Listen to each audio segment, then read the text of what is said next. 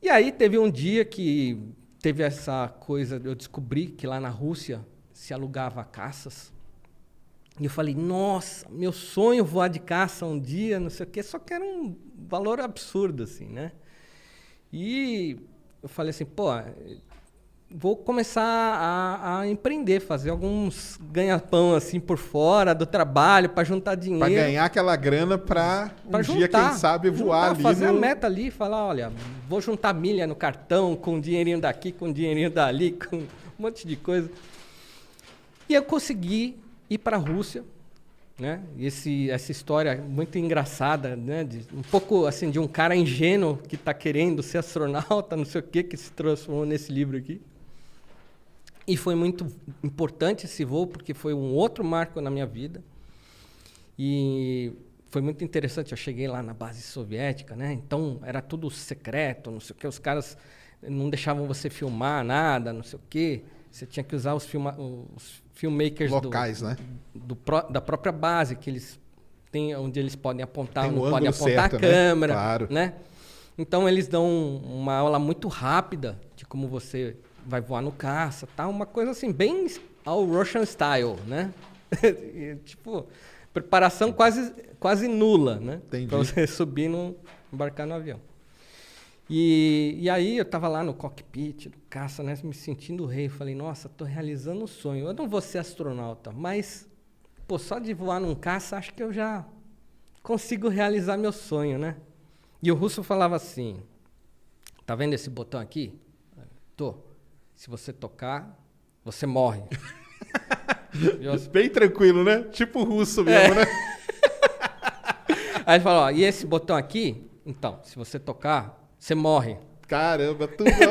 Ou seja, não toca em nada, era mais fácil ele falar assim, não era não, cara? Não, assim, o treinamento russo é uma maravilha, né? Qualquer coisa que encostasse, eu morria, né? Eu falei, acho que vocês vão ter que carregar uma múmia aqui dentro, porque não dá, né? Um peso morto, né?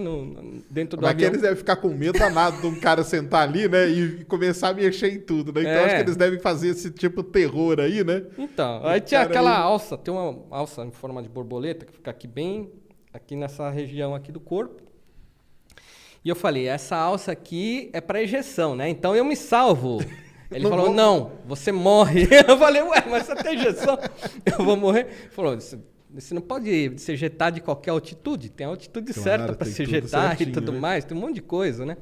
Fora que eu não tenho um preparo para uma injeção de 14 Gs, né? 14 Gs, imagina, 14 vezes o meu peso me amassando assim, me comprimindo no banco na hora da injeção. Não dá, né? Eu ia voltar com a coluna toda arrebentada, né?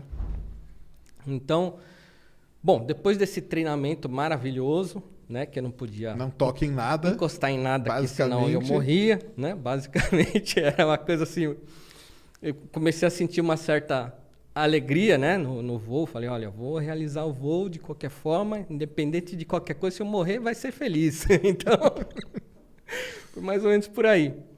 E aí o caça sobe, que é aquela coisa assim, sai de 0 a 400 km horários assim em 1 segundo, né? Então praticamente um chute nas costas. E aí você tá com aquele capacete e tal, e aquela cápsula ali, né, de vidro toda, o cockpit fantástico de um caça. E aí eu cheguei na estratosfera com esse avião, que é o ápice dessa viagem, é você poder estar com um avião que era muito superior aos nossos aviões da FAB, e uma turbina dele sozinha era mais potente que as 2 turbinas do nosso F5, né, da FAB. Então, e ele tinha 2 turbinas. Mas então, você já tinha voado aqui no Brasil em algum caça desses ou nunca? Não. Nunca? Foi o primeiro, assim? Foi o primeiro e eu já fui Caramba! de cara no suprassumo, né, na Força Aérea, ali na... Mas a centrífuga e tal, você tinha feito antes? Sim, já tinha Você feito. tinha mais ou menos já tinha. uma ideia da sensação que ia ter, né? Tinha. E para mim, assim, mais uma coisa que era um hobby que eu ia depois colocar no meu currículo se tivesse o chamamento. A questão é que desde 98 até hoje não teve outro chamamento. Eu entendi. Tudo que você foi fazendo depois foi esperando um novo chamamento público para ser astronauta mesmo. Exatamente. Astronauta tipo oficial do Brasil, né? Entendi. Era esse o meu desejo, era ser astronauta de profissão. E aí o que aconteceu? Cheguei lá na estratosfera. E aí aquela pergunta que não quer calar. E a Terra, como que ela é? Lá de cima, quando você vê. Olha, eu vi que a Terra é arredondada. Você não vê lá da altitude que eu estava todo o globo. Você precisa estar lá perto da Lua, no meio caminho pelo menos, para você ver o globo. Mas dali você já consegue ver a curvatura, né? Da Terra, você já consegue ver as nuvens lá embaixo, você já consegue ver o espaço em cima da sua cabeça, porque uma vez que você está voando na estratosfera, você está na camada de ozônio da Terra, né? Então você está mais que o dobro da altitude de um avião comum, está ali com os equipamentos todos, né, do cockpit, de segurança, oxigênio, pressurização de cabine. E o interessante é que nessa altitude, a gente sabe que no nível do mar, a água tem a temperatura de ebulição em 100 graus Celsius. Só que essa temperatura ela vai diminuindo, né, conforme mais alto você chega. Então, no Himalaia, a temperatura de ebulição da água é 70 graus Celsius. E ali onde eu fui, eu não lembro agora, algo como, sei lá, uns 40 e poucos graus Celsius. Então, o risco que eu tenho ali, se despressurizar a cabine, é começar a ferver a água que está no meu sangue, né? E tudo mais, e ali eu, que nem um baiacu, eu explodo ali, né? Então, você tem que estar sempre com as máscaras e tem que estar a cabine sempre pressurizada para você simplesmente não... Né? Claro. Então, porque ali a coisa é séria, né? Voar de caça, a coisa é séria. Então, equipamento todo em cima, eu tinha uma roupa toda para uso macacão estratosférico, né? E para evitar que o sangue descesse do meu cérebro para o meu pé, então ele ativa uma pressão que comprime o corpo, né? E exige que o sangue continue circulando. Enfim, uma vez que eu vi a Terra, vi o Sol ali brilhando que nem uma estrela, tive aquela visão maravilhosa, eu falei, nossa, era isso que eu sempre sonhei, ver a Terra de cima, né? Então eu estava realizando um grande sonho. E isso aí dura quanto tempo? O voo é um voo de 55 minutos, só que o voo na estratosfera ele não dura mais do que 5 minutos. Certo. É muito curto porque o avião, né? Ele não tem sustentação nessa altitude, o ar é muito rarefeito. E embora as turbinas sejam muito potentes, né, o que ele faz é acelerar o máximo o avião, dar aquela guinada, um voo exponencial, como eu vou fazer depois, eu vou contar, né, dos voos suborbitais. Então, ele aproveita essa inércia para chegar naquela altitude lá, que é uma altitude que você consegue se manter até que o motor vai falhando e o caça vai caindo de novo para a atmosfera. Aí ele mergulha a 90 graus e você volta de novo para a atmosfera.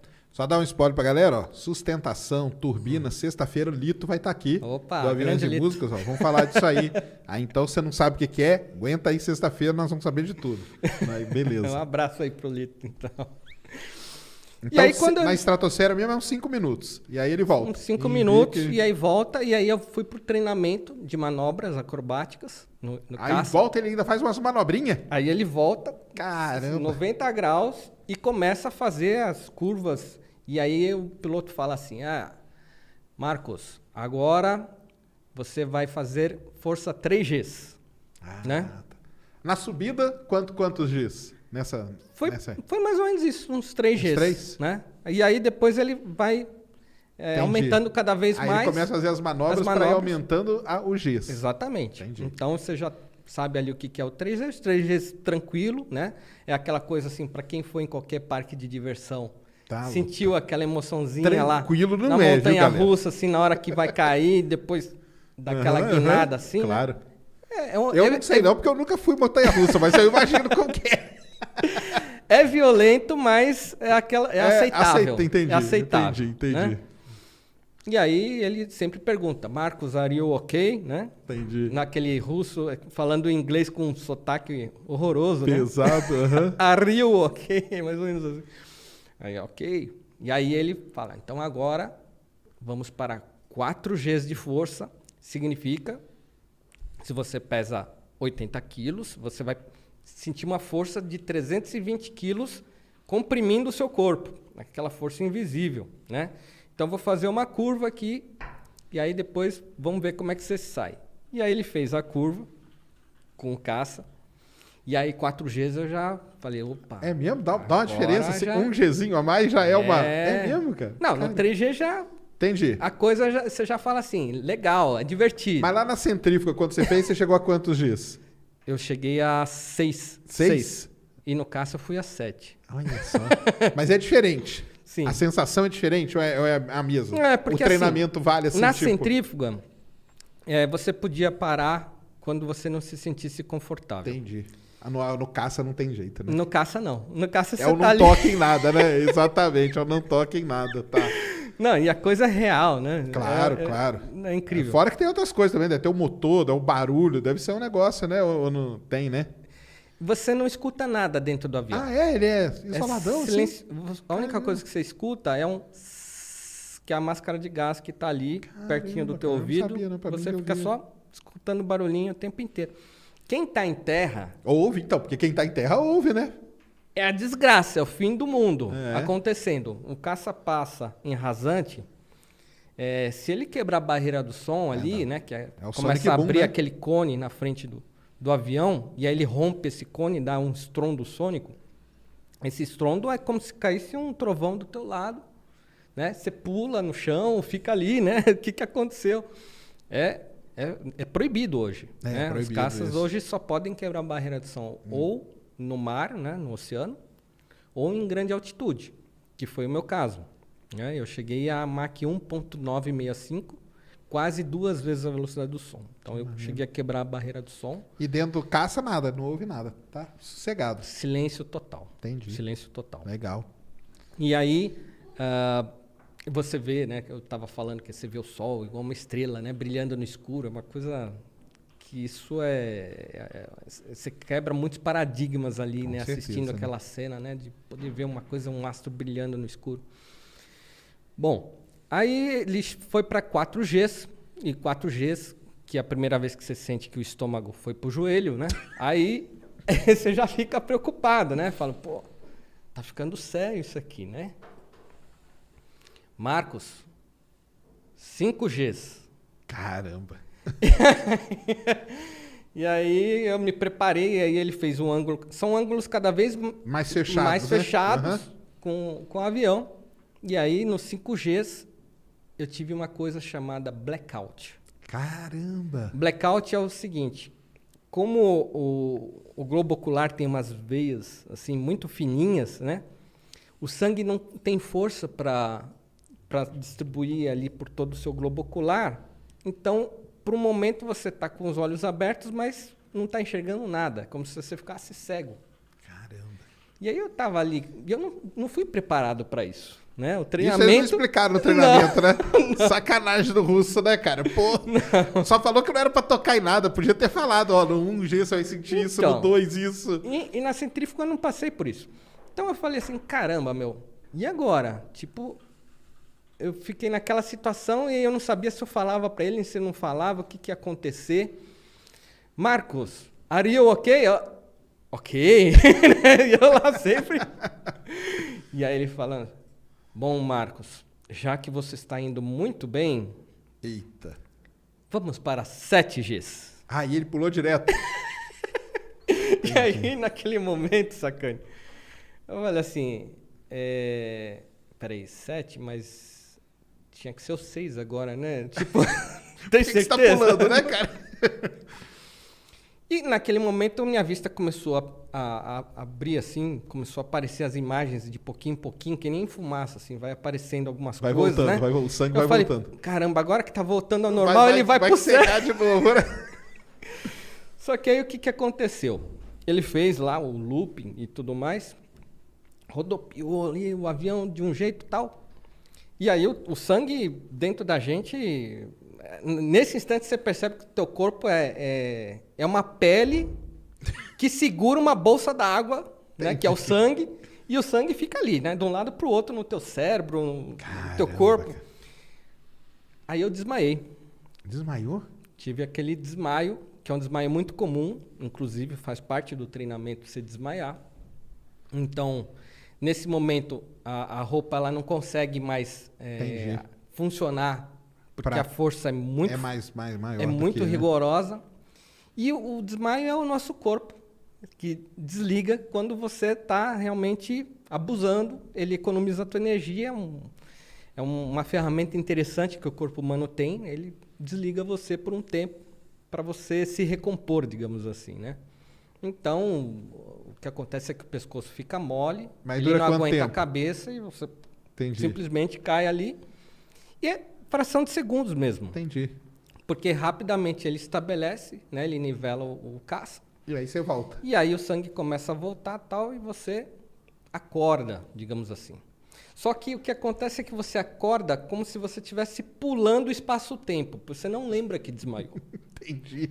Olha então ele pergunta assim, Marcos, você está bem? Eu falo, claro, estou muito bem. Ele fala, não, você não está bem.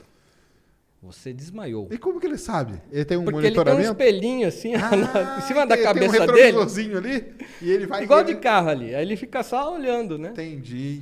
E aí eu falei, não, eu não desmaiei, eu estou completamente lúcido, estou muito bem, dá para ir mais até. Ele falou, não, você não está bem e depois você vai ver no vídeo. Mas tem uma câmerazinha que foi te filmando? Tinha, lá no cockpit tinha uma GoPro que vai te acompanhando.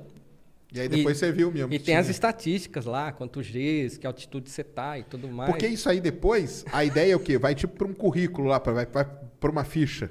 Quantos dias que você suportou ali? Ele termina, né, a experiência, ele preenche um relatório, fica para você de presente o relatório. Porque poderia ser usado lá no tal do concurso, né? Exatamente. Só que aguentei, né, tem um treinamento de E aí, exatamente nesse momento que, enfim, eu passei por todo esse treinamento, o caça pousou e aí foi aquele momento da felicidade de tirar uma foto, né, com a bandeira do Brasil lá, todo feliz, assim, fui para a estratosfera, voei num caça. Mas chegou a passar mal, não? Só mesmo desmaiou? Não, eu não passei mal. Tinha um saquinho assim na perna, né, dentro do uniforme, que era para se você, né, tivesse que gorfar os líquidos, né, estomacais. Né? Entendi. Ainda bem que eu estava com o estômago bem vazio ali. O que aconteceu mesmo de efeito foi a cegueira e depois o desmaio de frações ali.